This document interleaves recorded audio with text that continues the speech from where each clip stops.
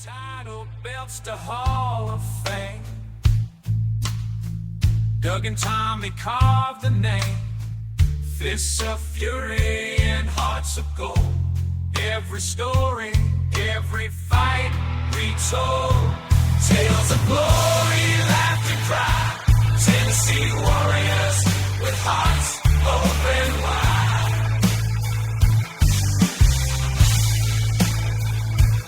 In the ring or on the air, legends living without a care. On the mic they roar, on the mat they soar. Dangerous conversations, fans wanting more. Podcast kings ruling the waves. Memphis wrestling raising the stage.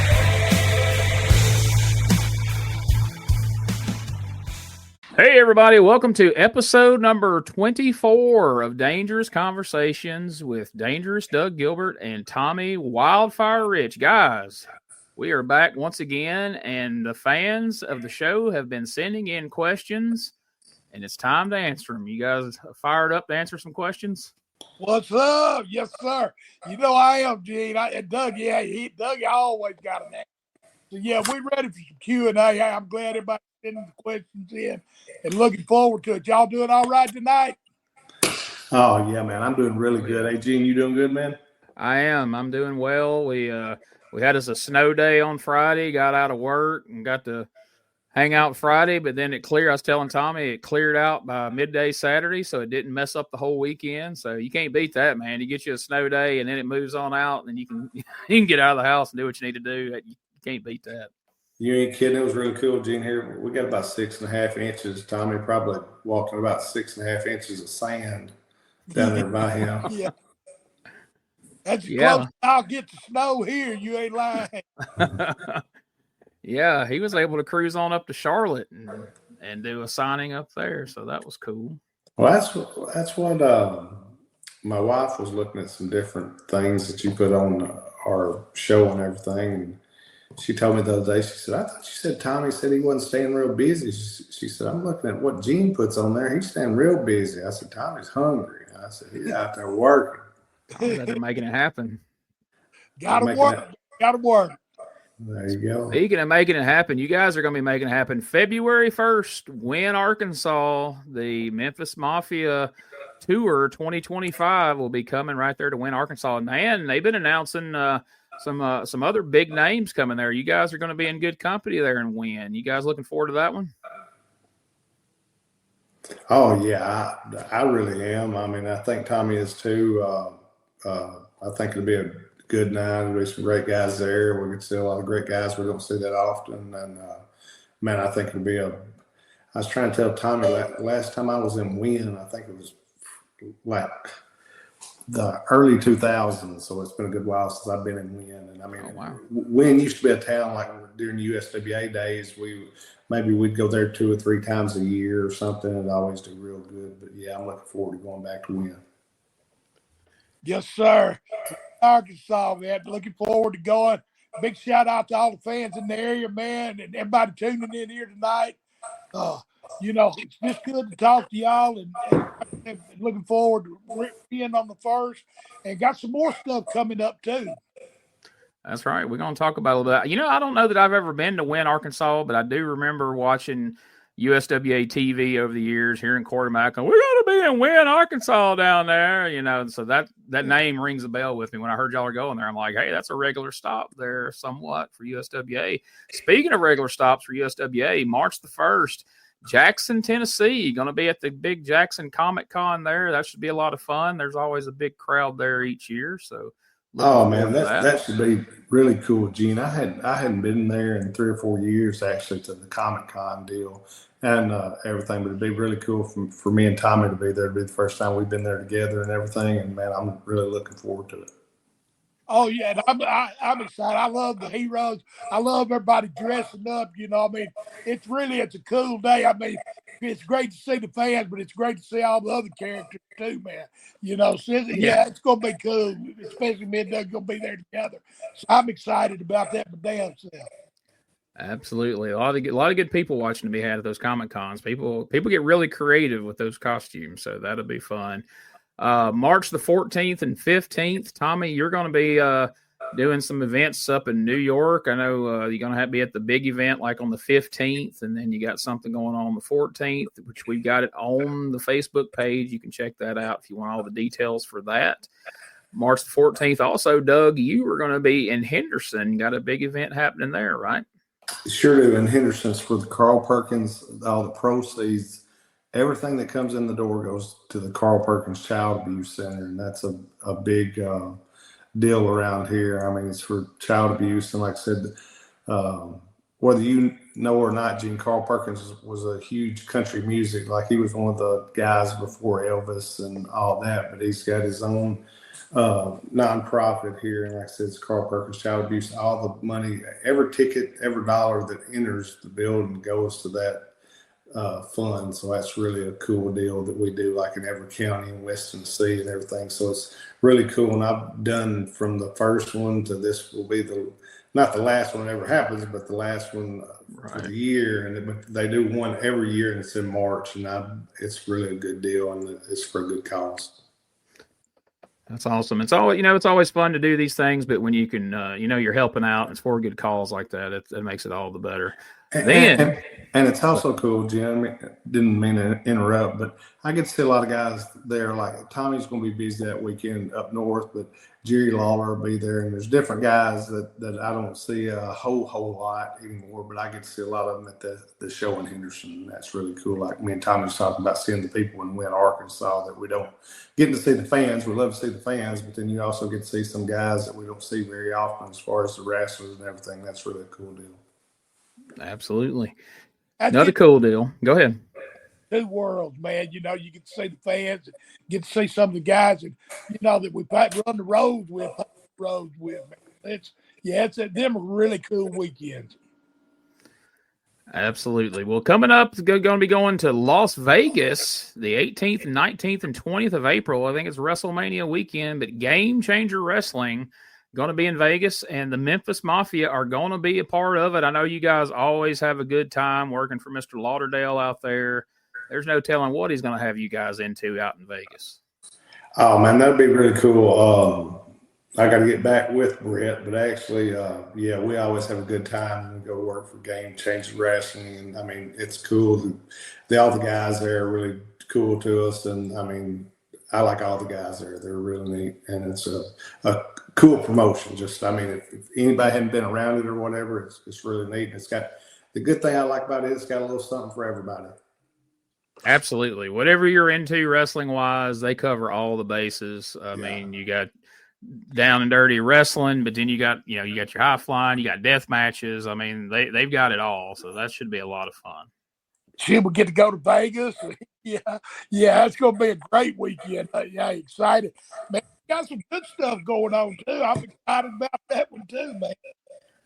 Sure do. And then, of course, coming up in May, you got the big one, May 3rd in Philadelphia, the TWA One and Done event. And that's going to be another opportunity to meet with the fans. But then also that night, there's going to be the big show. You guys are going to be teaming up against the franchise Shane Douglas and his mystery partner, Team Extreme, right there at the old ECW Arena. So, man, that should be a lot of fun too, man. So y'all got some really cool stuff coming up in 2025. And, it's just now, we're not even halfway through the month of January, and you guys have all this lined up. So if you are a promoter, if you want to get the Memphis Mafia on your event, whatever that event may be, whether it's a wrestling event or just a signing or, meet and greet or whatever it is, like Tommy says, if you just want to come have these guys come party with you, reach out. We can make that happen. But, things are starting to, things are getting booked. So don't waste any time. Go ahead, get them requests in there, and I'll get you in touch with these guys, and we'll be reading your event out here on the show very soon. It's Doug Gilbert Podcast at Outlook.com, or you can reach us through the Facebook page, Facebook.com/Doug Gilbert Podcast. You sure can, Gene. And like we always say, rate, review, and subscribe, whatever platform you're listening on. And if you want some T-shirts with Tommy Rich and Doug Gilbert on there, Pro Wrestling Tees, Gilbert Family, Memphis Mafia shirts, We got all that. Gene, your store, you've got all that lined up. Anything you want, Tommy, I think we've got lined up for everybody. And like Gene said, whether it's a party, whether it's a signing, whether it's a Comic-Con, whether it's whatever you need, if we aren't booked, we'll come, right, Tommy? Yes, sir. Hey, yeah, looking forward to all of it, man. We on the road again, as Willie Nelson sang it. Yeah, looking forward to it. That's right. You guys saw that video back around Christmas. It's not too early. Go ahead and get that book to have Wildfire Claws to come to your event, and There you go. we'll get him out there to celebrate Christmas the right way. We might even have Nightmare Claws out there. There you go. There you go. We got you covered, whatever you need. But folks, you guys have sent in some great questions, and I'm going to ask Doug and Tommy right now some of these questions. And remember, if you want your question asked here on the show, feel free to either post it on the Facebook page, or the best way to get it to us is through the email, douggilbertpodcast@outlook.com. Send those questions in. And right now, we're going to lead off with the first one. Doug, this one's for you. And honestly, this is one that kind of fell through the cracks. We actually, I mentioned this one on a show that me and you recorded a long while back, but then we had an audio issue and we weren't able to use that show. And I realized that this question got lost along the way. So I'm going to ask it now. Fan of the show, Stanhausen, asked via email, he would like to hear your memories of your match with Mance Warner in Tullahoma at the W.O.M.B.A.T show, if you remember that one, Doug. Man, yeah, I remember it. It was, I think actually that was a show. I was on it, and I think Tommy was on the next show after that for them there. And, man, Mance is a really cool dude. I'm a big fan of Mance, and his, at that point it was his partner, which made him wrestle a single match that night. But his partner, the Cowboy, what do we call him, Gene? Cowboy Landers, is that it? Or Manders, I think it is. Yeah. But anyway, I like both of them guys. They're really cool. But I worked with him, and it was really cool. And we wound up doing something. He wanted to do some, I mean, I don't want to say Tennessee stuff, but it was like he wanted to do it wrestling, but kind of hardcore, but like what we would call hardcore in Tennessee and everything. We wound up putting some tables. He asked me what I wanted to do, and we wound up throwing some tables in the ring and chairs, and we just did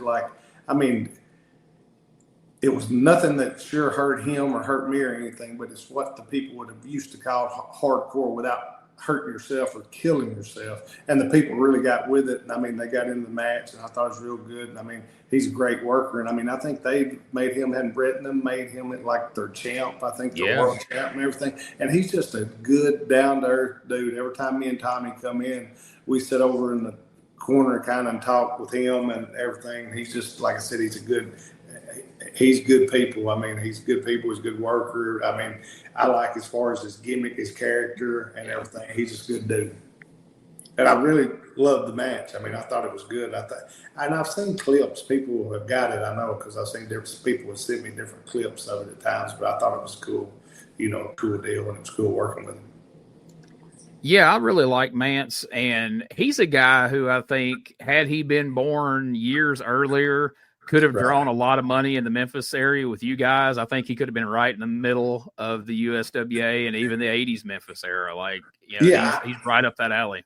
Yeah, and that his logic and thinking is right there about that time, and that's what I like so much. And what's really cool about him, he really respects the business. Him and his partner did too, and they still do and everything. But like I said, all that whole bunch is so respectful and nice and everything to me and Tommy when we go around them and everything. It's just a really cool vibe and atmosphere. And Brett's really cool, and all the people that he's got around him, they've always been really cool to all of us.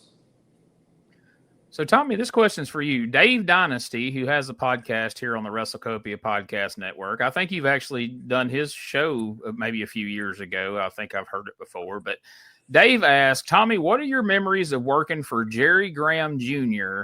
in the WWA Bruiser Bedlam promotion back around 1989-90, somewhere in that range? Indianapolis. Uh-oh. Indianapolis. Shoot, I didn't work there but a few times. Yeah. Who do you work with, Gene? See, I don't know. I wasn't aware Tommy had worked there, but Dave is like the Indianapolis guy. He's like the authority on Indianapolis wrestling.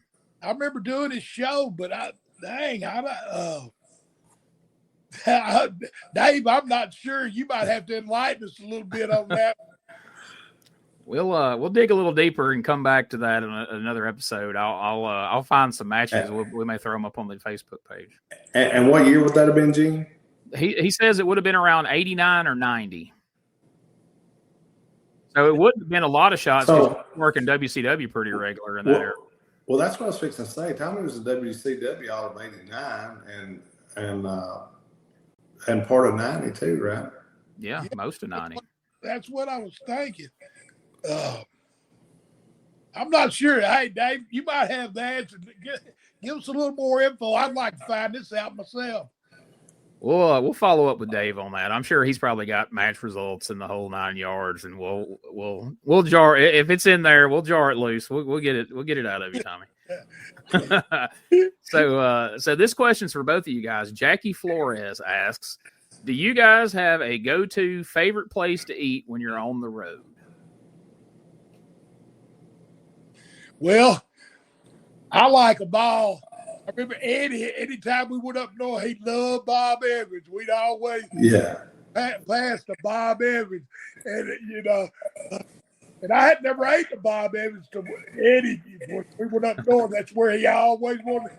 Never went by Bob Evans. I mean, me, I like about it. Anywhere that serves a beer used to. So, I'm pretty easy.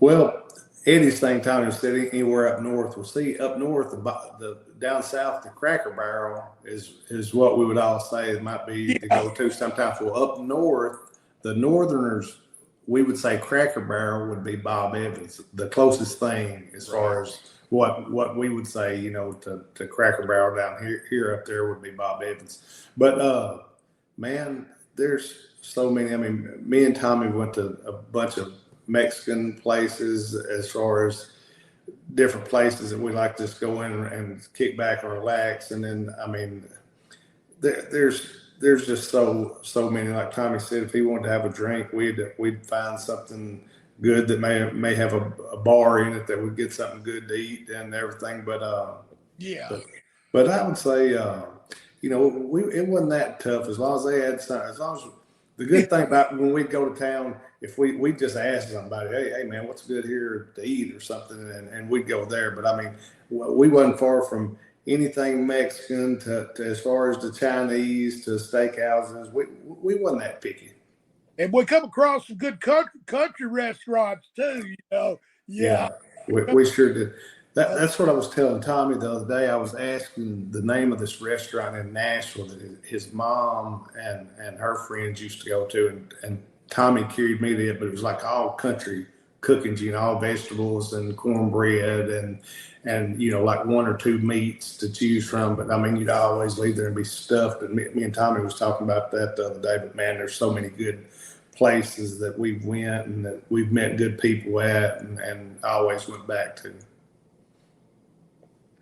So Roger Wilson, man, I can't talk tonight. Roger Wilkins asked for Doug and Tommy. Any of these questions, even if they address it to one of you, if you have anything to add or you'd like to say, by all means, please join in. But Roger asked, Doug, can you tell us about your experience being brought in as one of the Memphis Legends for AEW Dynamite a few years back? Oh yeah, that was cool. They called. They was coming to South Haven. Wasn't that what it was, Gene? Yeah.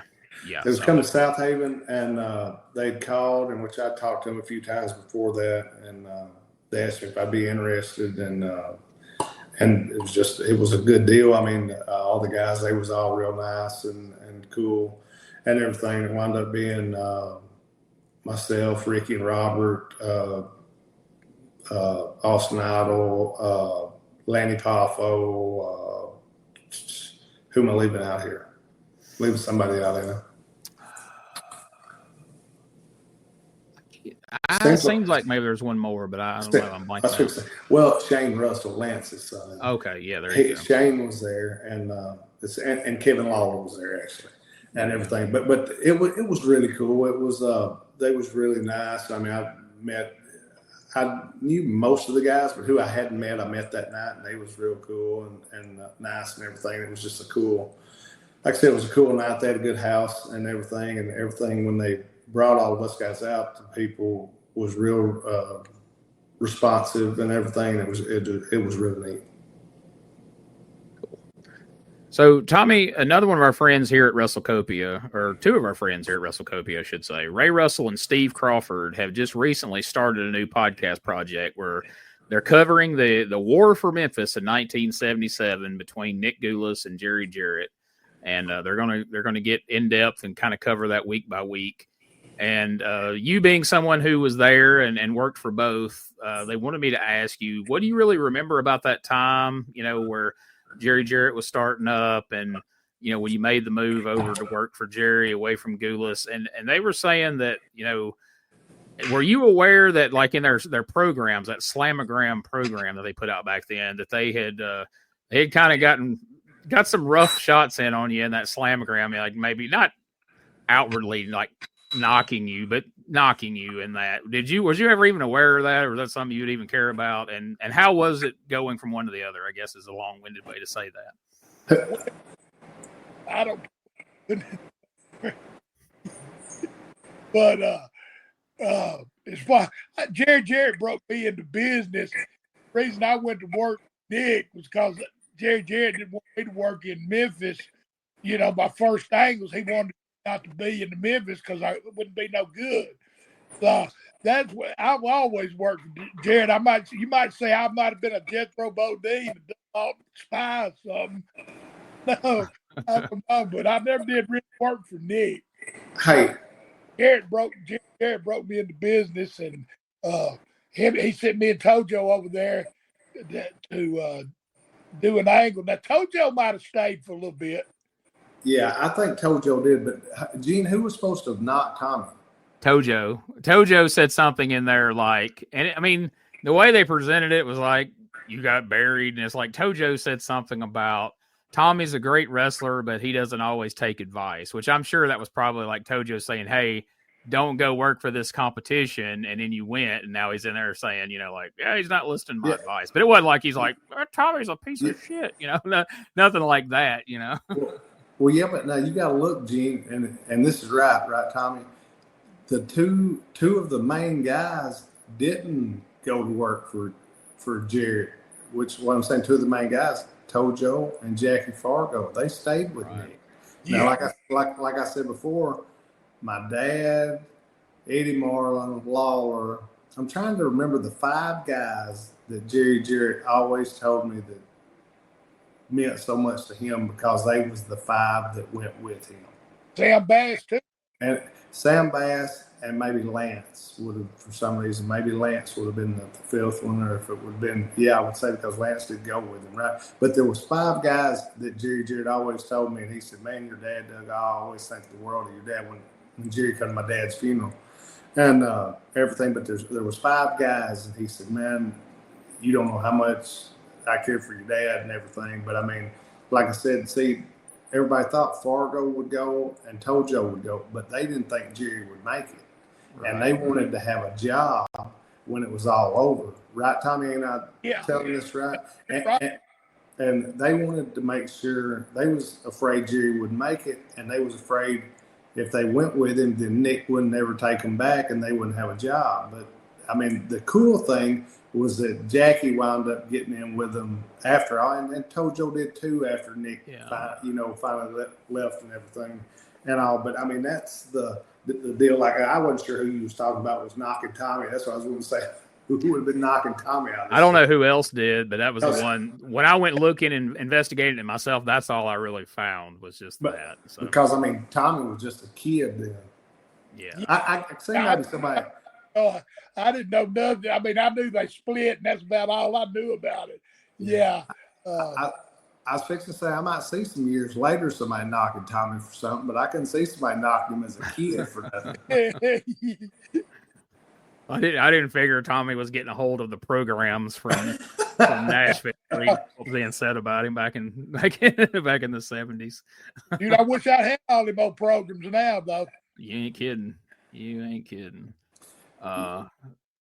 So next up, Tim Ostrander, friend of the show, who is one of the great listeners of the show, asked, and this is so he says his question's for both of you guys, and he wants to know, and this may take a little thought here. There's two different questions here. It's all-time favorite match that you guys had together as a tag team and why. And then after that, it's going to be your all-time favorite match you guys had against each other as opponents and why. But first up, favorite match together as a tag team.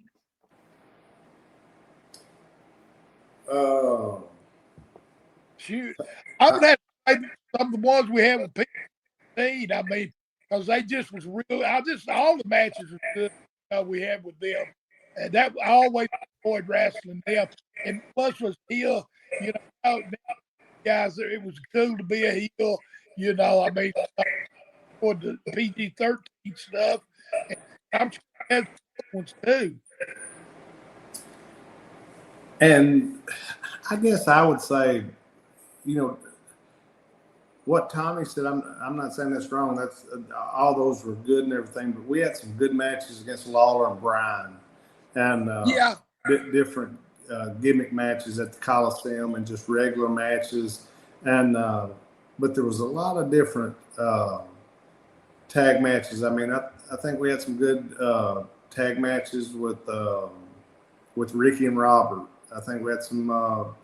We did a couple good matches with Stan and Steve that was really good. The one probably best Gardens.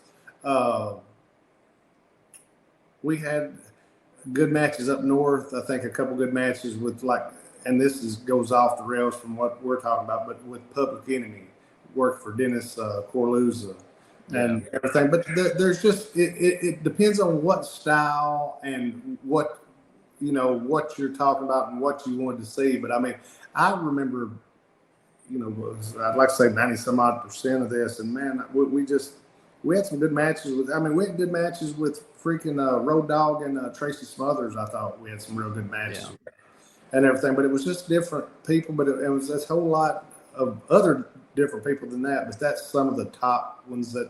And like I said, Tommy said we had the year-long feud thing with PG, and that was good, and that drew money, some of the last money in Memphis, and I thought those was real good and everything. But there's a lot of different people, and I mean, I think me and Tommy worked well with different people and different styles, and I think it was all. But as far as your favorite for just your personal preference, for whatever reason it'd be, what match would you say you think might be your favorite? I know it's hard to narrow it down to one, but if you had to say. I'd say mine would probably be I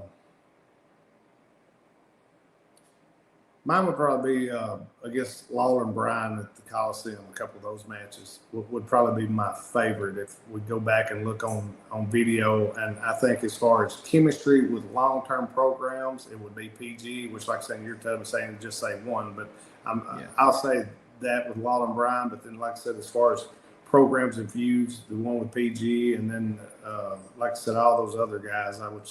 You hate to say one or the other, but I mean, I love some of the stuff we did. If you look back at the TV, and y'all are going through some of those years of TV right now, Gene, and look at some of that stuff like me and Tommy did with Lawler and Brian, and some of the different ones. And what's really cool is, and this is a little bit off subject, but when you go to those 8-man tags where you've got Tommy in there, and I'm in there with all the legends, and Brian is too, with all the legends of Memphis. I mean, some of that is really stuff that, I mean, nobody but us ever got to be in. I mean, with these guys that drew sellout after sellout at the Mid-South Coliseum. And I could say, rock and roll. I mean, it is like Dougie said. I mean, it's hard, just to say, and especially one match. I've done it for 50 years. Right. I mean, me and Dougie's been together a long time. For the fans, I mean, they was good to work with.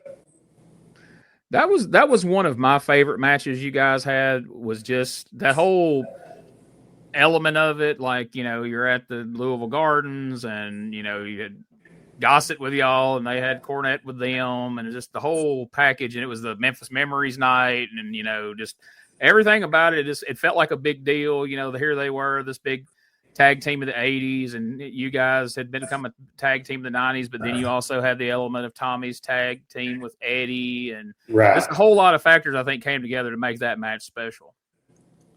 Yeah, I think you're really right, Gene. Me and Tommy talked about that a little bit going up to it, and the way they want to lead into it, they'd ask us a couple of questions, and did we want to do a couple of different things and everything, and that was really neat. But like I said, it's always neat having some input yourself when you had good bookers and you had great minds around you, because during that time, Jarrett was around, Lawler was around, Randy Hells was around, and I mean, you had a bunch of different people and I mean, believe me, Randy might have been the booker at different times, but believe me, he listened to Jarrett and he listened to Lawler also. But the good thing was he also listened to Tommy had ideas or I had an idea. We could throw it off them just as same as we could Lawler or Jarrett either one. So the second half of his question, do you guys have a favorite match that you wrestled against each other?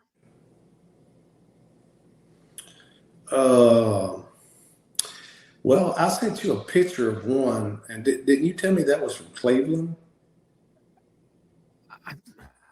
I looked it up and figured it out. Yeah, I think that was Cleveland. I'm pretty sure. I think we had a couple good matches at Cleveland, and I say good matches, I mean really good matches at Cleveland. But I mean, we worked against each other in Nashville, in Memphis, and everything. And I think after, and me and Tommy both said this, after we had tagged up and done so much tagging up, I told him, I said, I just don't think the people believe this. It don't matter. We can go out there and work as hard as we want to, but when we was together for so long and everything, I mean, the people just buy, and I think they can tell when you're actually, you are friends, and maybe we wasn't working hard enough to make them think we wasn't friends, but I mean, it's just one of the deals we had good chemistry working against each other also, but I think the people believed us as a tag too much to want to see us wrestle each other.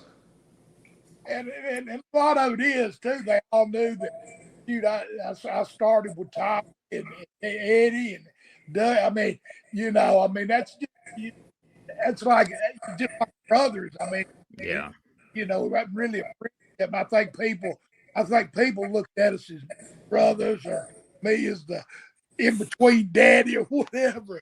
Right. But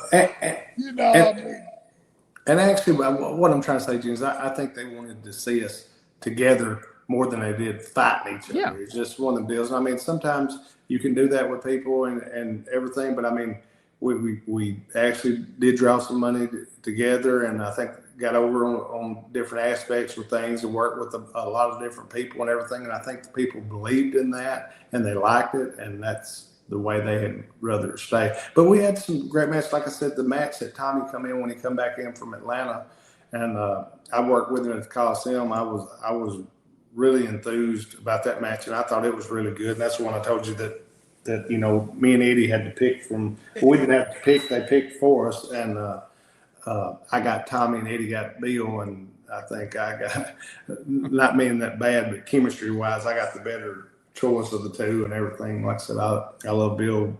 Bill's a great guy and everything, but I was glad out of that choice that Jarrett give me Tommy and give Eddie Bill. Yeah, I can attest to what you're saying as a fan watching those matches. And it's not that you guys didn't make it believable, but I didn't want to see Doug and Tommy fight. I want to see you guys teaming. It's like when they split the Rock and Roll Express and WCW. Like, I don't want to see Ricky and Robert fight. I want to see the Rock and Roll Express, Right. So I think that's more what it is. I think you hit it right on the head. Well, and what people told me before is they thought, whether me and Tommy was bad, or if they try to make us good, but we would still be bad, that people love to see that more than us fighting one another. And me, it was just always, I told Tommy, I said, this is, you'll go ahead and go along with some plans that people have at times, even though you think they aren't the best plans, but you'll go along with them business-wise if they think it's best, and maybe they'll be right, maybe it will draw some money. But I told Tommy before, I said, man, we need to ex-nay this and go back, and usually they'd wind up going along with us and do it and everything. But Tommy, is there a favorite match you have? I'm sorry?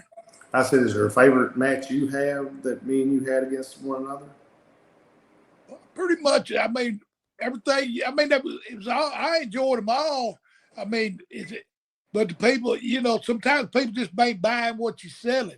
I mean, that's like just recently we was at a show in Memphis, in the Memphis area, and they told us to go out and be heels, and we did what they said. Right. People but wasn't buying what they were selling. Yeah, the people. I told the guy in the back, Gene. I said, "Listen, I said we'll do whatever you want. I said we're cool with that. I don't have a problem with doing what you want.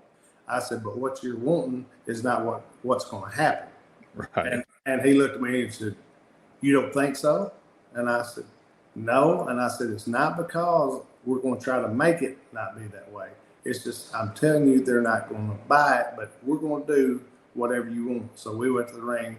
We were supposed to be big bad heels, and everybody freaking popped. And I told Tommy, I said, "Boy, we're some good heels, ain't we?" And, but we wound up working like heels and everything. And I told the guy we would. And we come back. He said, "How was it?" I said, "Just like I told you." Most popular heels on the card. Yeah. Right. Yeah. And it's like I told him, Gene, I said, "Look," I said, "the Mid-South Coliseum is right over our shoulder." I said, "How many years?"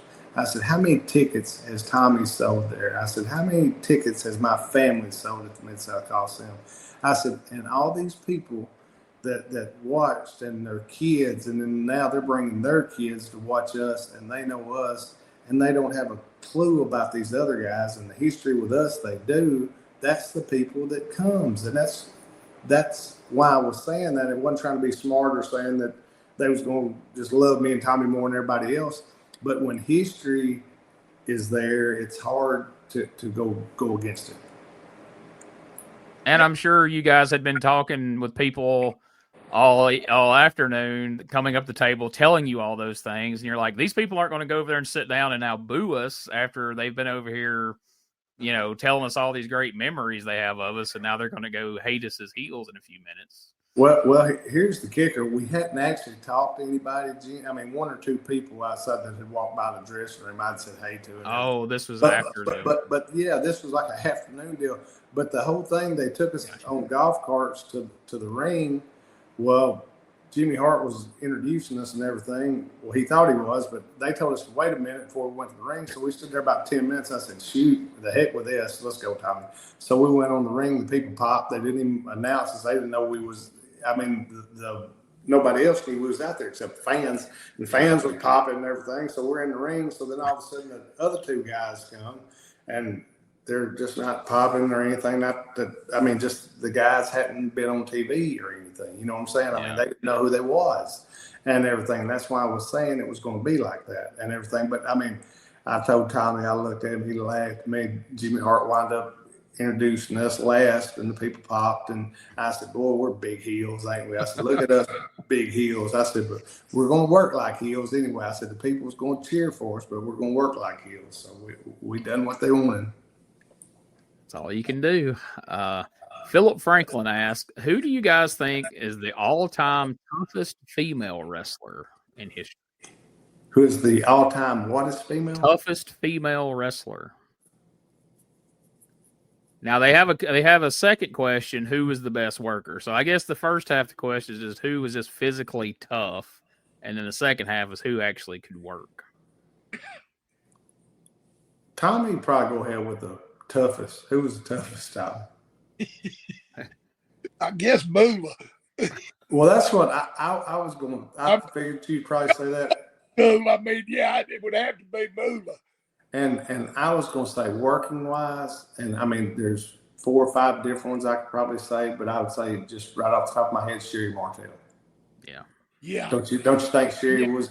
Sherry was good, and she was cool, and she was professional, and she could take bumps like men. I mean, oh yeah. I guess I should have said it like that, but she could take, I mean, any kind of crazy bump that say any guy wanted to give her, and I mean, everything looked good, and she was just really smooth. And to me, and that's, I had just been around her when I was starting in the business, and she was really nice, and I mean, she was like actually a joy to actually talk to and be around and everything. But I mean, there's 5 or 6 others also, Gene. I'm not just saying Sherry. There's others I would also say was really good and everything. And it is. It's a different time period. But she was good on the microphone. She could carry out. She could talk. I mean, she just all around was good. I mean, Sherry was good. And I did a couple of angles with her up in when I wrestled up at AWA. I did an angle with her and Kevin Kelly where I dress off, and it was so I was around her quite a bit. She was she was one of the guys. I mean, she tell you a joke, and like a man would tell you, she tell you a joke. I mean, she was Gene, did he say he ripped her dress off? He did. Now was this during the match, or are you just talking about before or after? You have to check that tapes out to find out. You have to take it again. Clip of it. Hey, and who was also good was Wendy Richter. Yeah. Wendy was She was good, but I think all around Sherry was the best because she could wrestle, she could talk, she could manage, and she was good at ringside as a manager. It could play her role, but didn't take away from the match. But she could take a bump. I mean, Hogan's out there slamming her, and do it all. And I mean, she looked just like me and Tommy was talking about Bockwinkel the other day. Sherry looked the part, the professional wise, and whether she had her face half painted. Remember when they done that with her and everything? Yeah. She always looked the part and everything. And I mean, she was just really, like I said, she was always so nice and everything to me and all the guys and everything. I really respect her a lot. So next up, Bobby Murray posted this on Facebook. He posted, he wanted to ask Tommy about the guy he refers to as his son, Flash Flanagan. I guess he's just wanting your thoughts and general memories of Flash. Flash, when I first met him, he'd come up to me wanting child support. Told me he was my kid. I had to get some credentials from him. No, he was a good kid. No, he started up there out of Louisville, and he just was always around. I just always, because he had that blonde hair. Yeah. After he got 21, I asked him, no, I didn't want to pay no child support. Hey, you know what, Gene? That might be where that, what'd you say the name of that federation was in Indianapolis? Oh, WWA, the Bruiser Bedlam, WWA. That Bruiser Bedlam, that might have been where he come from. No, he was actually just he had his hair like Tommy's, and he'd come up to Tommy, and I'd always pop. I'd say, "There's your boy," and he started calling Tommy Dad and stuff. Yeah. And I laughed, and he was funny. Then me and Tommy saw him just here last year, and he had less hair than I do. Believe it or not, I don't think he had no hair at all, and everything. But we talked to him a little bit then, and I said, "Tommy, there's your son," and Tommy looked at him and said, "Who is that?" I said, "That's Flash." And he said, "Flash Flanagan?" I said, "Yeah, that's Flash." But anyway, bless his heart, Flash was always good when he was growing up, and even now, I mean, he's a good guy and everything. But me and Tommy was around him. He was in the USWA a lot. Then me and Tommy worked a bunch of independents around Kentucky and more in Indiana than Kentucky because you had to have your license. Now Tommy's the king of Kentucky wrestling and everything. I stay away. They've named promotions after him. I'm pretty sure they're going to name the state after him eventually. They're going to change the name of Kentucky. Before it's over, he had the key to every city in Kentucky. Governor Rich. There you go. And then he'll be still charging us for wrestling license. That's when you'll make some real money then. When you can start charging them dang Kentucky wrestling license, you'll be sitting on all. Hey, that's when I'll get to hear Lawler cussing. He don't cuss anybody anymore. But if I tell him Tommy's in the athletic commission in Kentucky, I'll get him to cuss him a little bit. Oh, that's awesome. Hey guys, Ray Russell here, curator of the WrestleCopia Podcast Network, inviting you guys to listen to many of the programs here as part of the WrestleCopia brand, including, but not limited to, the Wrestling Memory Grenade, currently covering the 1988 and the WWF project. You can also listen to the Regional Wrestling Podcast, where we talk the territories, whether it's Jamie Ward with Georgia 81 Roman Gomez with the UWF in 1986, or Gene Jackson covering Memphis in 85. 3 projects going on right now over there at Regional Wrestling. You can also listen to the Wrestling Stoop with the legend himself, Bob Roop. Bob goes back in time each and every week, covering not just his career, but countless stories and interactions with hundreds of wrestling names spanning his 2 decades in the business. But that's not all. You can also check out the Puro Wrestling Academy with the professor of Puro Resu, Mr. Dan Ginnity. Dan and I go back in time and cover the history of Japanese professional wrestling in the English language. And you can listen to all of those shows and more, all part of the WrestleCopia Podcast Network, located over at WrestleCopia.com. That's WrestleCopia.com, and anywhere your podcast streaming needs are met, from Apple to Spotify, Pocket Cast, and beyond. And while you're at it, why not subscribe to our social media guys for all the latest goings on here at the WrestleCopia Podcast Network. Plus, I'm constantly adding old school video clips and pictures from throughout wrestling history. You can follow us over on X, formerly Twitter, at Wrestling Grenade. That's at RASSLIN Grenade. Also, follow and like me, Facebook.com/Wrestling Grenade. And why not subscribe to YouTube.com/Wrestling Grenade. So if you're looking to support that next up-and-coming podcast brand, please consider making it WrestleCopia. So Chuck the Truck asks, Doug, what was it like wrestling in Germany in 1997?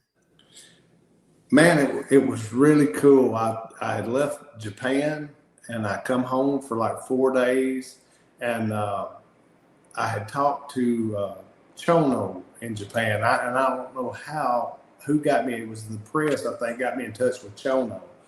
And Chono's wife is a German, and he was coming on the same tour that I went on and everything. And I talked to them. Well, I flew home for 4 or 5 days, and then I went to Germany for it was like 7 or 8 days.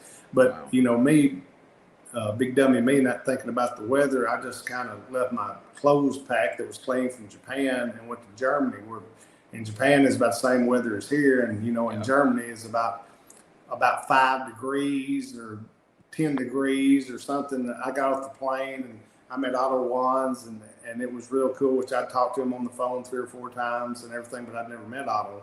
And Otto picked me up at the airport and introduced himself, and I had, you know, like cash on me, but I didn't have any of their cash. So he asked me how much money did I want. I said, it don't matter how much ever you think you need to give me. So he gave me like, I think, $200 or $300 and everything. Told if I needed more, just ask him for it, and he'd give me.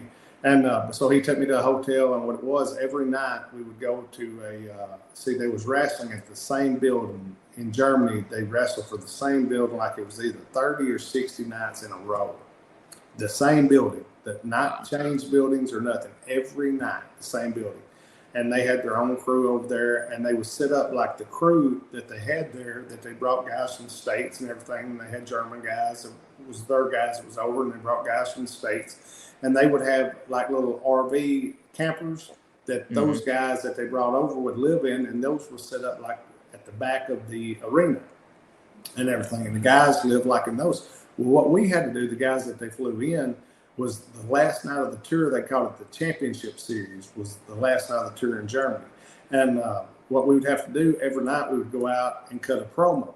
And like during the day, it was like, to me, what Germany was like you was boxing. Like, you know how you had the boxers like come and sit at the tables, and you'd have like your WBC and your different guys sitting between them, and they'd ask this boxer what's going to happen in this match and this. So they'd ask me a question, they'd ask the guy that I was working with a question, and it'd go back and forth. Well, Otto had told me that first day, he said, and I didn't know, he told all the other guys this. I listened. I was the last one that went out to cut the promo, and every other guy said, "Oh, Germany's great. We're so happy to be here." And they put their hand over their heart and all this. And right before I went out, he said, "You say you hate Germany. You hate the people. You hate everything." Well, when I got off the plane in Germany, you know, they was standing there with the AK-47s and stuff. You know, I'm talking about the military guys. Right. I'm thinking, dang, I just come from Japan, one of the safest places in the world. And what is this like? But anyway, so Otto tells me that stuff. I said, "Are you serious?" And he said, yeah, say you hate this place and anything you can think of. And I went out and cut a promo, and I said, you know what? Everybody else come out here and tell you how much they love y'all and everything. I said, but this is the closest place to hell I've ever been. And when I said that, but I did ask Otto. I said, Otto, these people won't shoot me or kill me or nothing, will they? Because I mean, gee, I didn't know. Look, young me over there, I wasn't sure. But I had a great time. Otto, anybody can say whatever they want, but Otto Wands was one of the straight upest business guys that I'd ever dealt with. He was a man of his word. I mean, I loved it over there. We'd go out every night, like I said, and cut a promo in the ring.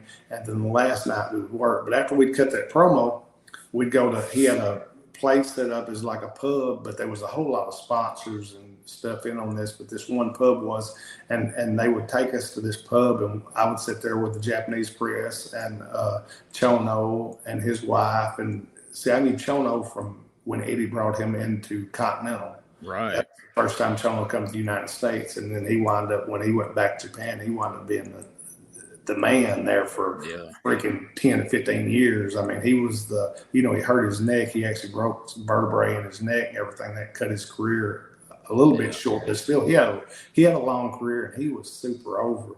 And I think, Tommy, you met Chono before, right? I was trying to think back. Yeah, I'm pretty sure I did. Yeah, he was here as far as like with Muda for a little time period, right, Gene, and WCW and everything. But I know.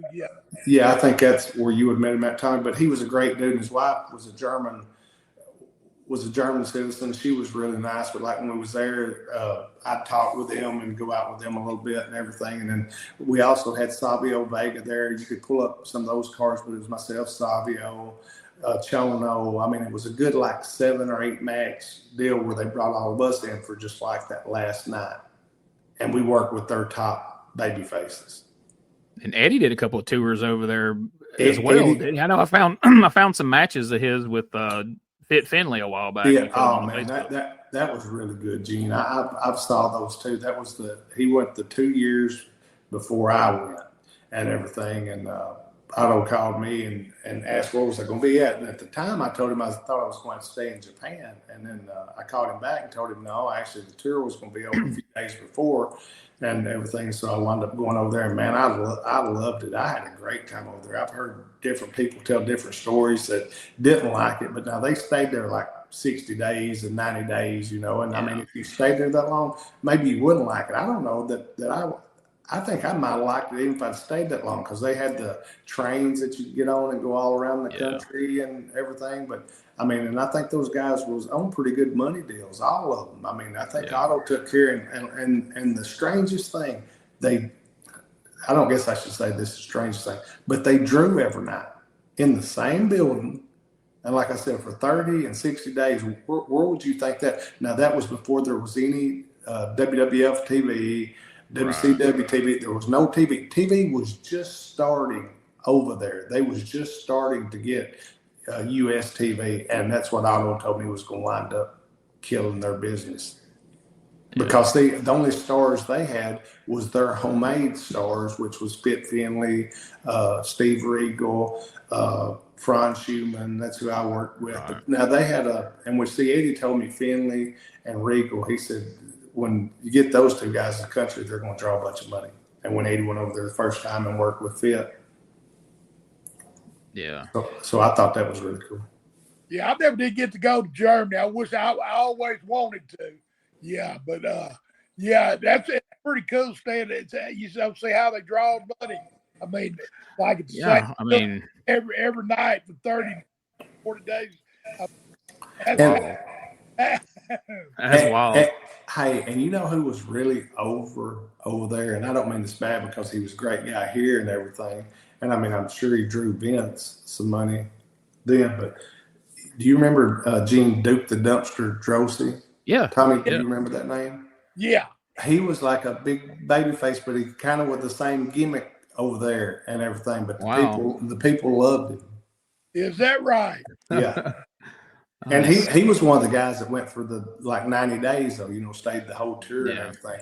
And they had the guy that was over there remember the guy that was in WCW that they called him Ice Train or something? He was he was somebody's cousin or something, but he was a huge, muscled up black guy that was Ice Train. Team with Scott Norton for a while. Ice Train. It was him and Scott Norton were like fire and ice or something. They wrestled.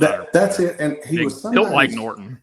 Right, he was somebody's cousin or nephew. Wasn't he related to like Thunderbolt Patterson or something? One of those that in that direction. But I mean, he was a good dude. But I wound up meeting him over there. But I got, like I said, I stayed there for a week, and I just talked with different ones of them during the day and everything. I'd go to the building, which their little campers was right outside, so I'd walk out and talk with all of them and everything. But they had like a cool crew there. Well, who else was big in Germany? PN News after he stopped being the rap. PN News. Yeah, he actually was. He come from that's where he come from. Yeah, and everything. You know who else was huge in Germany? But I mean, I don't guess this should be a shock because he was huge everywhere. But I want to say the year that I was there, he might have been there, but it might have been the year or two before, but I think it was there the year I was there, was Terry Funk. They had him there, and they got a horse and for him to ride to the ring, and the horse, when they got the horse to the building, it had its head down like this, and Terry done something to the horse where when he went out to the ring, that horse's head was up, and it was just like loafing kind of towards the ring. But I mean, it was one of his, that was his thing and everything. But man, he was super over there also. Didn't Bradshaw do well in Germany as well? Yeah, he did. He did one of the tours. I mean, one or two of the tours. I might have done 3 of them. He did like the 90-day deals and everything. I've heard him talk about that and say that I think that really helped him, and he learned a lot over there. So another one of our great listeners, Ben Raven, I feel bad because he sent a question about scaffold matches, and I messaged him back. It's like, hey man, they just answered, pretty extensively about scaffold matches here a while back. I was like, have you got anything else? And so then he sent me another question asking about Jerry Blackwell's Southern Championship Wrestling. And I didn't have the heart to tell him that you guys had already talked about it when it hadn't came out yet. But I tell you what we will do in relation to Ben's question about Jerry Blackwell's promotion, because I found this match, and I think it's on our Facebook page. I know it's on the YouTube channel. Tommy, do you remember a 6-man tag team match where you teamed with Eddie and Bruiser Brody, and you guys wrestled Abdullah the Butcher, Dick Slater, and Buck Robley in a 6-man tag team match? Yeah, we did that. Was that in Marietta? I believe so. Yeah. Yeah, that was a big. That was one of the big shows we did. Like we did Miss Kitty's there in Marietta, but when they have a few guys come in, we go and do the Cobb Civic Center right there in Marietta. And shit, what a butt cast characters. You ain't kidding. You could go from A to Z with those 6, couldn't you, Gene? Absolutely. I saw that match, and I'm like, I gotta ask about this. Like, wow, what a ring full of guys right here. And then, I mean, you had that. Then you had Blackwell, I'm sure, on the show. And I mean, but what was cool was it was Southern wrestling, but it was like before outlaw stuff was cool. And I don't mean outlaw like bad outlaw stuff. I'm talking about good outlaw stuff. Yeah. And that's what with that bunch is what it was like, because I mean, you had Slater there with those same guys a lot, and you had all of like Tommy's connections that he knew, and Blackwell's connections that he knew, and I mean, everybody got along with those guys, but it was kind of, some people would say maybe it was the outlaw cast, yeah. But I mean, it was guys that drew money that could work. Maybe other people didn't want to deal with them all the time and everything, but it was great guys that could have great matches and work with one another and drew money. And that's and you talking at the time. That's when the territories.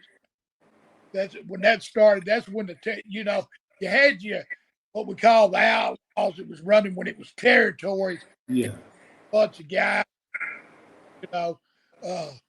Really, which we were like the first, like when the territory. Jerry Blackwell, the wrestling company, and plus Jerry was such a nice fella that everybody would, if we wanted somebody that Jerry could get them, because they all like Bruiser come in, He'll stay out at my house. Jerry wouldn't have to pay for a hotel, It's that's where I got to know Bruiser Brody. What a cool guy he was. I mean, family man. He sort of do like W.O.M.B.A.T in the night. And I know how big Bruiser was. His damn feet had to hang off the end. But he with me, man. Just the coolest guy, Because I always thought, first season, Hill. And if he don't like you, I'm sure he is, but man, just all the way around it. Yeah, I enjoyed out to the house. I look all the time. And see, Gene, it was the same way with him and Eddie. Like when I was around him in Kansas City, which, like I told you, I worked for him when I worked for Tommy also, and he was really nice to him. But when I was around him in Kansas City, when I was just a real young kid, man, I looked up at him when he walked in the door. He kind of had to duck his head to get in the door. I mean, people don't realize that about Brody. I mean, Brody was that freaking. He was looked like a big monster, but I mean, what a freaking. Everybody's got their own stories and everything, but man, he was such a cool dude and nice to my family and everything. So we'll finish up with this question. Gene from Gadsden asks, have either of you ever, you have any interesting stories about Frankie Cain, a.k.a. the Great Mephisto, a.k.a. one half of the Infernos with J.C. Dykes? I recently read a book about the Mississippi Territory, and they talked a lot about Frankie Cain booking, and I've seen a lot of other stuff involving him, and I just wanted to see if you guys had any dealings with him or have any interesting stories about him. Well, I was around him some. He was a cool fella too. He come into Georgia, and anyway, Frankie Cain, he wrestled there, Georgia, the Great Mephisto, and he was wrestling too. One night he was managing. I can't remember who he was managing, but he took his turban thing he wore off and he popped it too, and it hit two in the eye, and they got to the back. And bad. They got in a little fight. And two front face locked him, took him down the floor, and Frankie all of a sudden let go of him and come up off that floor. And Frankie done bit a chunk out of his side. Frankie, he used to box. He was he was pretty tough. It was over after that. I mean, he beat him pretty good. Wow. And see, Gene, it seems like I remember hearing that my dad worked with him, which had been way before my time.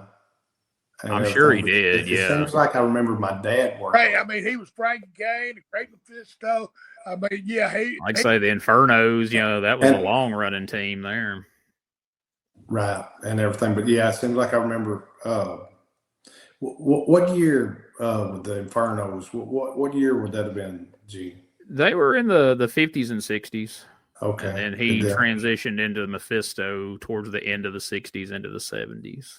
Okay, yeah, I think like at my dad's starting, when my dad was starting, I think my dad worked with him a few times, if I'm not mistaken. Hey, Gene, and before you said we're fixed to go, I've got a question. Can I ask, since this is question and answer, can I ask a question? Absolutely.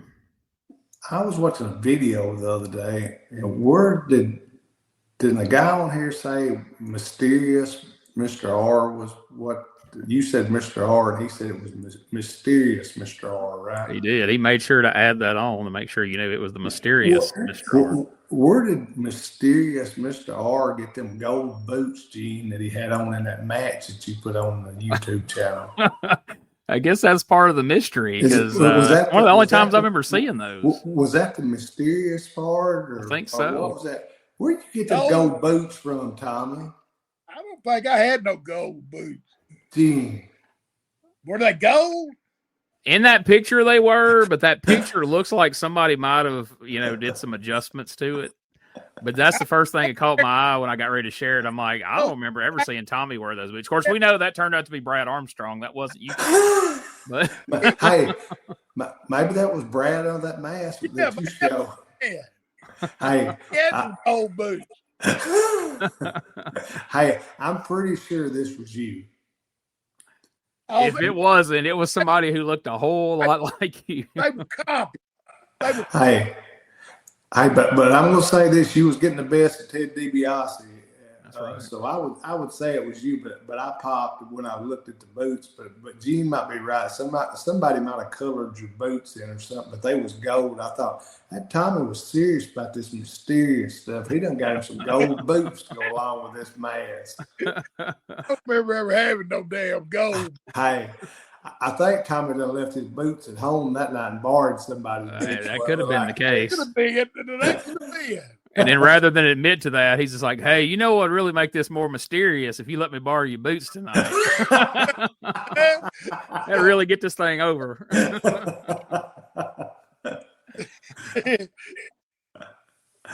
Well, folks, we appreciate y'all sending in questions. I don't want us to run short on time. I'm going to ask one more bonus question here based on another. I recently read the book Scott Teal did with Don Fargo called The Hard Way. And man, you talk about a guy who lived an interesting life in and out of the ring. You know what? That was one of my dad's buddies that he talked to the day that Don died. Yeah. That's what I wanted to ask. We've talked about Jackie Fargo on here a number of times, but I want to see if you guys had any stories or memories of Don Fargo. And I figured that perhaps maybe your dad had definitely had some dealings with Don Fargo. So surely you've had at least heard some stories about Don Fargo because there's a lot of them. He played a lot of different characters over the years too. I was with him. He come to Tennessee when I was first starting. I think it was he teamed up with Chris Colt, I think. That sounds right. Yeah. He was there when I was there, and Lord have mercy, what a character! You know, I was 18 years old, and son, but I mean, a hell of a great guy. Don't get me. I like him. I mean, I didn't know him as good as I knew Jackie. Jackie, I got close, friends with Jackie and everything. But that Don, he was a wild man. They talk about him taking his boot off in a bar, and he had a safety pin or something stick through the skin on his pecker, stab it down and throw the shit. I mean, just so wild and shit that I didn't even heard of in my life. Yeah, he come in one time and he had like big scratch marks. I mean, they looked bad on his back. And somebody said, "What happened?" He said, "Oh, my girl just scratched me a little bit last night." I thought, no, she scratched you a lot. Yeah. He was quite the cat. And they also said, Gene, that him and Jackie would get together and pull a lot of reels on different people. And I also heard now, Don was the one, right, that when they first come out and said they was the Hells Angels or something, didn't some Hells Angels get him and his partner? Yeah, that almost went very, very badly for him. Yeah, absolutely. I mean, they almost killed him, right? I mean, it almost? Yeah, they didn't. The Hells Angels didn't understand the concept of a gimmick or somebody, working a character for wrestling. And no, they didn't take kindly to that at all. But now the whole deal, the last few years my dad was alive, like they went to Don went to some conventions, and my dad did too, and they would meet up. But man, they was really and what's strange about this is, but I guess if somebody's seen my dad and they seen Don, they think, well, these are two different guys. But now they was both cut from the same breed as far as that old school and believability and tough. I mean, Don was a tough guy, wasn't he, Tommy? I mean, Don was tough, my dad was tough. And I mean, wouldn't nobody have told them if they said something about wrestling being a work, or if they been brought out fake, they'd have got in those days. Yeah. Those guys' younger days, they'd have been stretched and hurt. I mean, that wouldn't even have been said. But like I said, Don was a tough guy, and I mean, my dad was a tough guy. I mean, they was actually wrestlers that could wrestle, and Don had that biker gimmick, and he lived it, didn't he, Tommy? And I mean, he was a cool dude. Yeah, that's what he was. Yeah. I remember him good. I was in there with a bunch of them one night, and we always stayed in Memphis at Admiral Bimbo. Hey, we come in from Tupelo, wherever, and I remember I was in the room. As a matter of fact, I was with Tommy and Eddie Marlin. I think we left that, picked Tommy up in Lexington and went to Tupelo.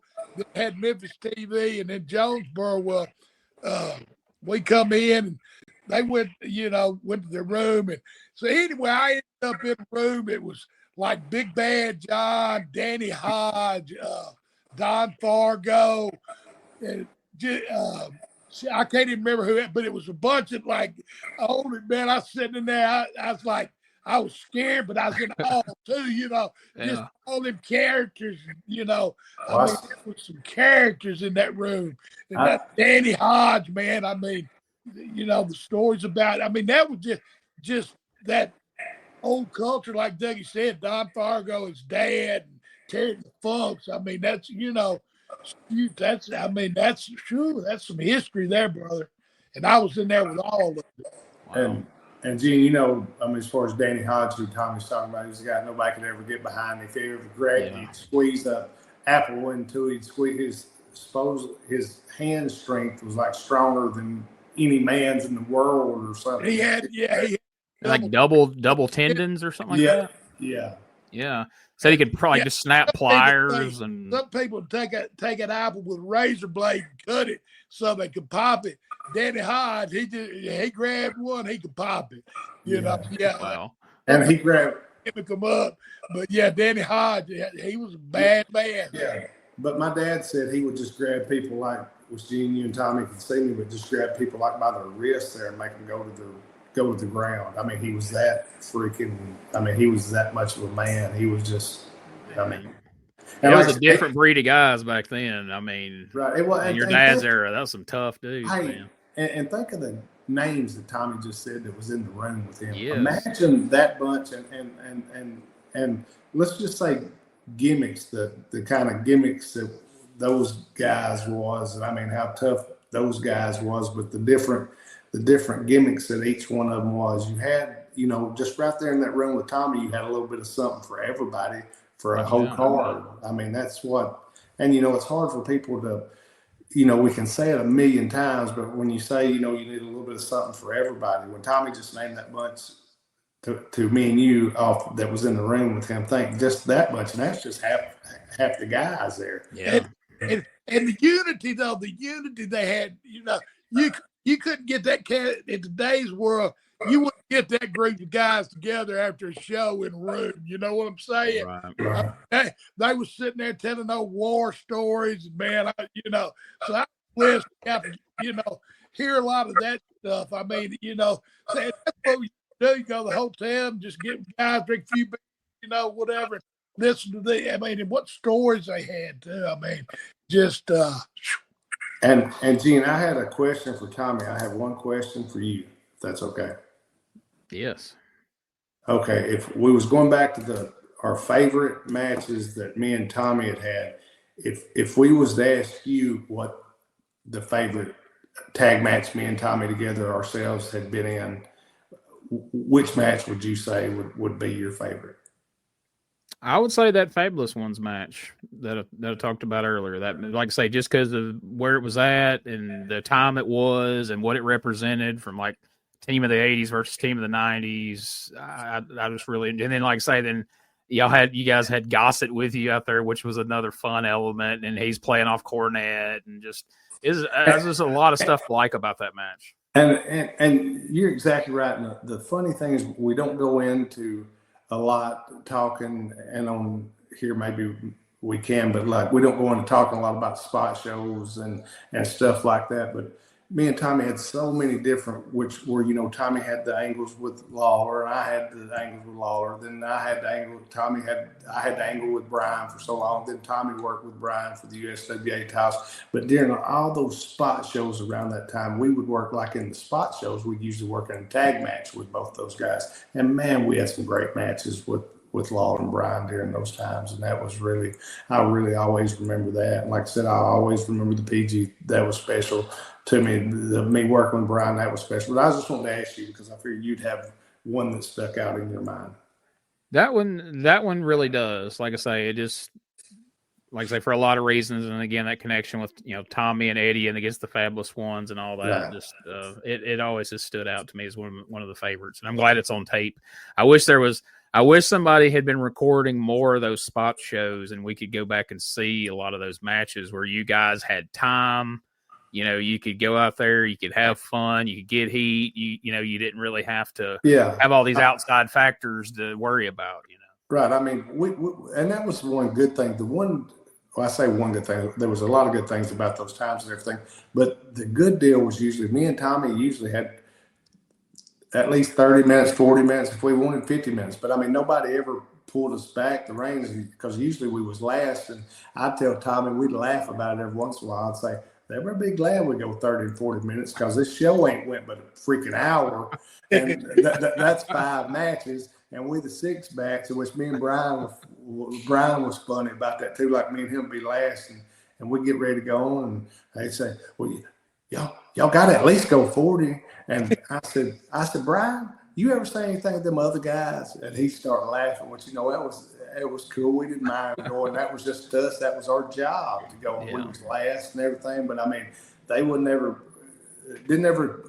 didn't ever tell me and Tommy we couldn't go as long as we want, but we knew we was going to go 30 or 40 or something. That was just every night. But I mean, that was our job. And, we looked at it like that and everything, but that was a cool aspect. And like you said, Gene, you didn't have people telling you, look, you got to do all this in 10 minutes or you got to go home in 15 minutes. I can't recall, Tommy, anybody ever telling me and you to go home. Can you, as far as any of those, as far as at the Coliseum, as far as any of the spots, just like TV, they'd say to us, "Oh, you ain't got but a couple minutes left" or something at different times. But I mean, as far as the shows, I think we had pretty much leeway to do, like you said, Gene. You could see everything, and I mean, we'd have fun, and I mean, we'd have fun even at the other shows. But like I was saying, when you was at the spot shows, you could go out there and you could do a little more stuff, and you could try a little more stuff, and everything was really fun.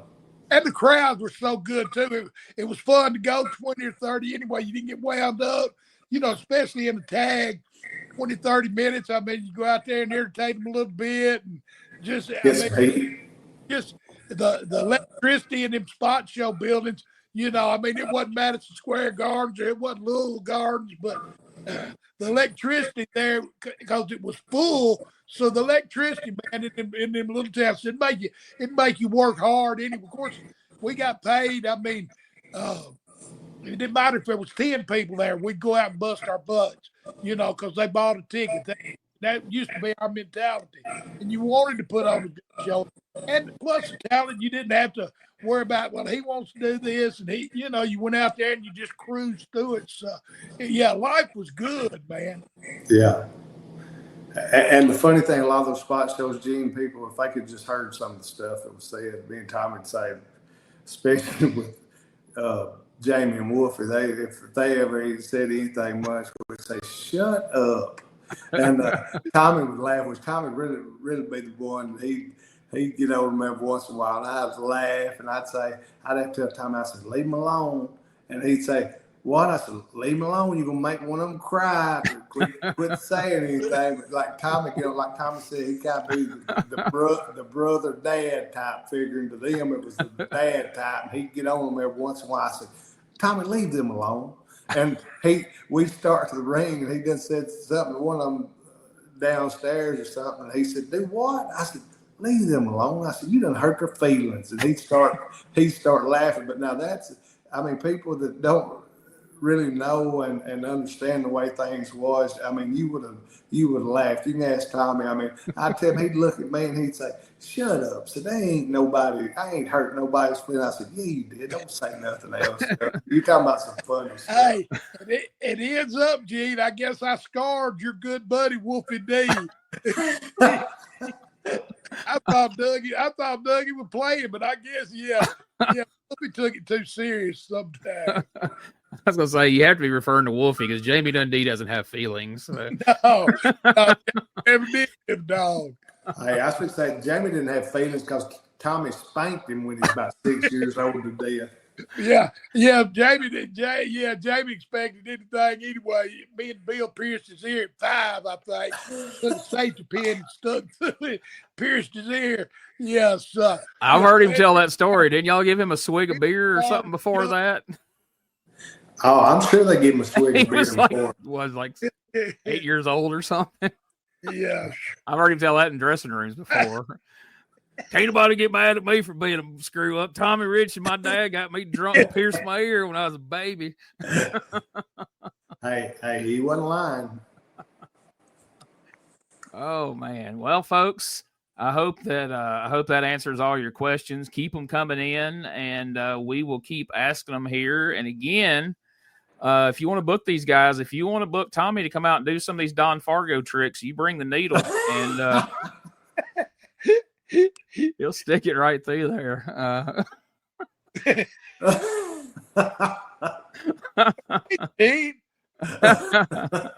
I'm just trying to keep you busy, Tommy. I know you're out there running circles around me and Doug. We can't keep up with you. I'm looking on the computer like, oh, there's Tommy. He's on the internet right now. What's he doing? But you ain't kidding. Tommy's hungry.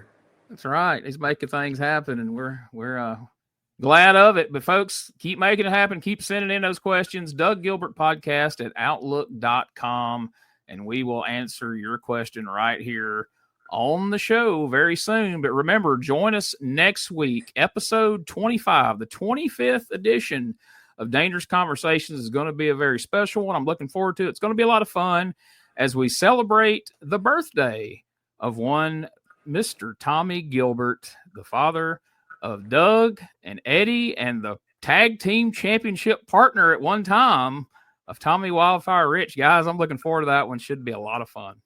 Man, I'm really looking forward to it also, Gene, and I can't wait. Like I said, Tommy's got a lot of great stories, and I sure got a lot of great stories about my dad. My dad was a great dude, and, man, you're talking about a wrestler that could go. I mean, my dad was just a good dude, and like I said, I think he helped a lot of people out during his career, and he was friends with a lot of people and had a lot of friends and everything. I can't wait for next week to talk about this. But, look, I've had a good time this week and everything, and you said this is going to be the 25th episode next week, right, Gene? The 25th episode, and I've pulled a bunch of match results of a lot of the matches your dad had, and we're going to talk about Johnny Starr next week as well. We'll wait. We'll let that as a teaser for next week. Johnny Starr. That sounds good. And if you look in Paradise Alley, you'll see Johnny Starr is one of the names that starred in Paradise Alley. I don't know if you remember that movie or not, Gene. I do. Okay, yeah, it was Terry Funk, Sylvester Stallone, Terry Funk, and when you look, you see Johnny Starr in that movie also. But anyway, listen, guys, that only means, Gene, we've been on here 6 months. Is that what that means? 20. That does. It's flowing by, right? I mean, my goodness. Guys, Tommy, it seemed like that long. I know you started just a little bit into this with us, but 6 months, that's pretty good. That's what, Tommy, that's 4 more months than you give me, wasn't it? That's real good. Hey, thank everybody for tuning in, man. Sharing with your friends. We want to grow. Yeah, we sure do. And everybody remember to rate, review, and subscribe. And hey, listen, peace. We're out. This is Wrestling Nostalgia, the podcast that dives into wrestling history. Hey, wrestling fans, I'm Dave Dynasty, and if you enjoy podcasts that are knowledgeable and history-driven, then Wrestling Nostalgia is for you. With great guests and fun interviews, there are over 200 episodes in our archives. We chat with several first-time guests and often cover topics not discussed on other podcasts. Look up Wrestling Nostalgia on your favorite podcast platform and visit all of our links at linktree/WrestlePod. That is linktr.ee/RASSLEPOD. And remember, wherever you go, whatever you do, be good, be safe, and keep on growing.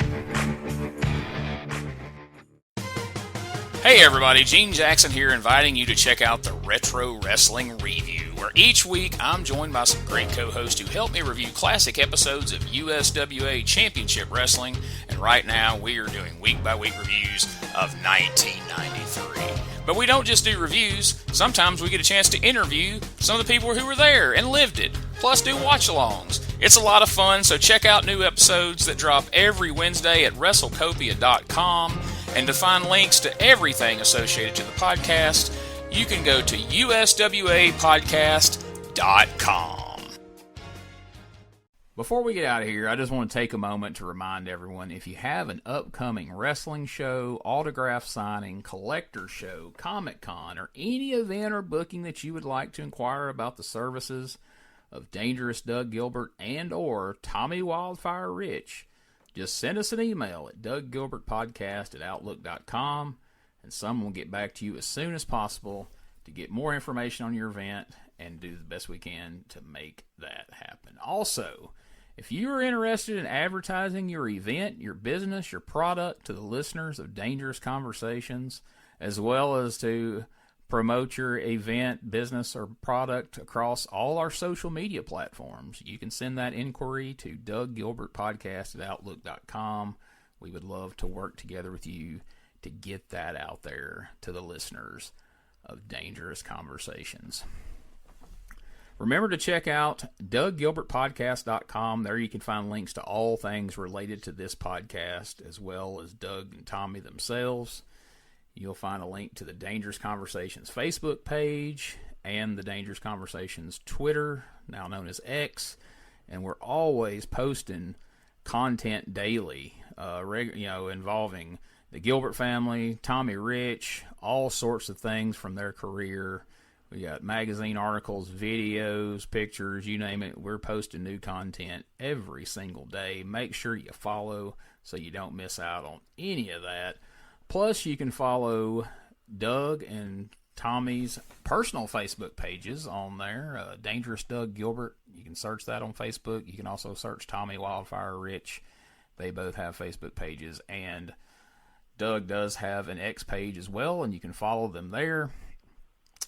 But if you really want to help support, you can go to the Gilbert Family Pro Wrestling Tees store, which there's a link to there on the douggilbertpodcast.com.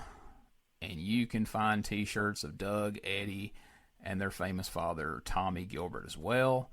Also, Tommy Rich is going to be having some t-shirts coming up very soon. Follow him on Facebook. We'll be talking about him here. But look for some cool new Tommy Wildfire Rich t-shirts coming out soon that you can partake in as well. Also, if you've enjoyed the show, please subscribe, rate, and review the show on the platform of your choice. It would really help us in building up the podcast for the future. Plus, it helps us know what you like, what you don't like, where we need to take this podcast moving forward. Also, if you want to see a whole bunch of matches, promos, and angles, a lot of the ones that you're going to hear us talk about on this very podcast, you can go and subscribe to our YouTube channel, youtube.com/@RetroWrestlingArchive. Of course, it's linked right there at douggilbertpodcast.com, and you will find a ton of matches featuring Eddie Gilbert, Tommy Gilbert, Doug Gilbert, Tommy Wildfire Rich. There's playlists of all them that feature hundreds of matches of each of them. So make sure you go check that out. And not just of them, there are thousands, literally, at this point, of videos from wrestling from across the territory days, you name it. If we don't have the video uploaded to our channel, we at least have organized you a playlist of just about every territory, every show that's out there. You can find it in one convenient location there on YouTube at the Retro Wrestling Archive. Plus, don't forget, you can find all things related to my popular retro wrestling review, USWA Podcast, at uswapodcast.com. And last but certainly not least, we are proud to be a part of the WrestleCopia Podcast Network. Go on over to WrestleCopia.com to check out all the great pro wrestling related podcasts and various content that our friend Ray Russell provides you. You'll be glad you did. So thanks for listening, and we'll catch you next week for another episode of Dangerous Conversations with Dangerous Doug Gilbert and Tommy Wildfire Rich. In the heart of Tennessee, born with pride, Doug and Tommy taking rings in stride. Memphis Legends never backing down. Wrestling warriors, they wear the crown. USWA glory in their veins. Fighting legends breaking chains. In the square circle they made their name. Podcast champions, it's their claim to fame. On the mic they roar, on the map they soar. Dangerous conversations, fans wanting more. Podcast kings ruling the waves. Memphis wrestling raising the stage. From title belts to Hall of Fame, Doug and Tommy carved the name. Fists of fury and hearts of gold. Every story, every fight retold. Tales of glory, laughter, crowd. Tennessee warriors with hearts open wide.